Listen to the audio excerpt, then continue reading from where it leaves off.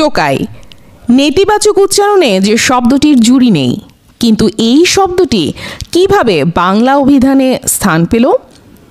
এই শব্দটির জন্মদাতা একজন শিল্পী, যিনি কার্টুনিস্ট হিসেবে তার কর্মকে সবচেয়ে বেশি ব্যাপ্ত করতে পেরেছেন।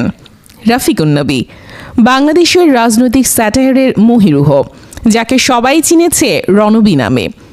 বিষয়ের মধ্যে মানুষ শ্রেণীতে পথচারী টোকাইদের নিয়ে আঁকা ছবি নবীর সবচেয়ে বেশি এবং 60 দশক থেকে শুরু এই সিরিজ। এখনও তিনি টোকাইদের নিয়ে ছবি তৈরি করছেন, তবে কার্টুনের আকারে এবং প্রকারে না, বড় সাইজের ক্যানভাসে রঙের ব্যবহার করে। বলা যায় এইটাই তার সিগনেচার ফর্ম বা ফ্রেম।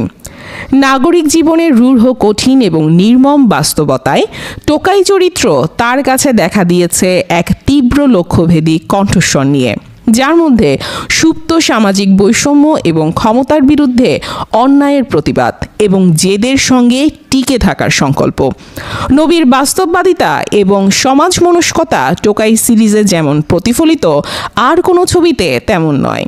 বলতে গেলে বাংলাদেশে তিনি চারুশিল্পীদের মধ্যে প্রথম এবং এখন পর্যন্ত একমাত্র শিল্পী, যিনি বিদ্যমান বাস্তবতা নিয়ে এমন ব্যঙ্গ এবং কৌতুকের সঙ্গে আর্থসামাজিক রাজনৈতিক ধারাবিবরণী দিয়ে গিয়েছেন। আশ্চর্যের নয় যে টোকাই সিরিজের জন্য তিনি পেয়েছেন প্রায়োগিক সৃজনশীলতার খ্যাতি এবং সকল শ্রেণীর কাছে জনপ্রিয়তা। 69-এর গণ অভ্যুত্থান, 71-এর গণমানুষের বিস্ফোরণ, মুক্তিযুদ্ধ, 90-এর স্বৈরাচার বিরোধী আন্দোলন, টোকাই প্রাসঙ্গিক ছিল সবসময়। রাজনৈতিক ব্যঙ্গর মাধ্যমে টোকাই আমাদের বাস্তবতা চিনিয়েছে। এভাবে টোকাই শব্দটা নেতিবাচক অর্থে নয়, বরং হয়ে উঠেছে প্রতিরোধের, প্রতিবাদের প্রতীক।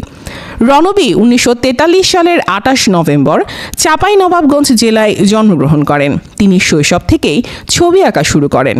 তিনি পূর্ব Pakistan college of arts and ক্রাফটসে, যা বর্তমানে ঢাকা বিশ্ববিদ্যালয়ের চারুকলা অনুষদ থেকে স্নাতক এবং স্নাতকোত্তর ডিগ্রি অর্জন করেন। তিনি জয়নুল আবেদিন এবং কামরুল হাসানের মতো শিল্পীদের তত্ত্বাবধানে পড়াশোনা করেন। তিনি 1962 থেকে 1964 সালের মধ্যে এশিয়া ফাউন্ডেশন থেকে বৃত্তি লাভ করেন।